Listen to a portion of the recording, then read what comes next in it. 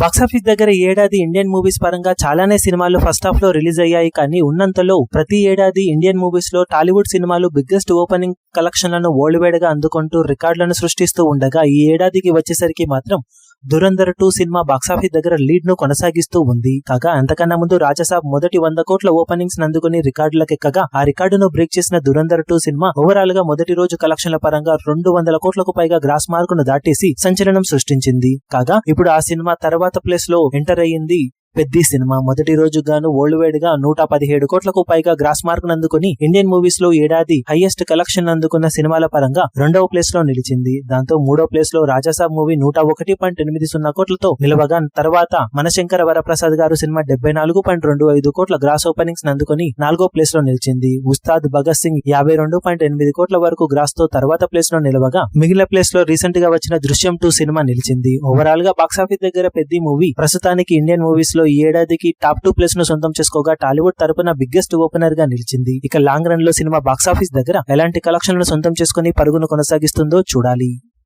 ఈ వీడియో మీకు నచ్చినట్లయితే లైక్ చేయండి, షేర్ చేయండి, ఛానల్ ను సబ్స్క్రైబ్ చేయడం మాత్రం మరవకండి. ఏ చిన్న అప్డేట్ ను మిస్ అవ్వకూడదు అనుకుంటే బెల్ ఐకాన్ ను ప్రెస్ చేయండి.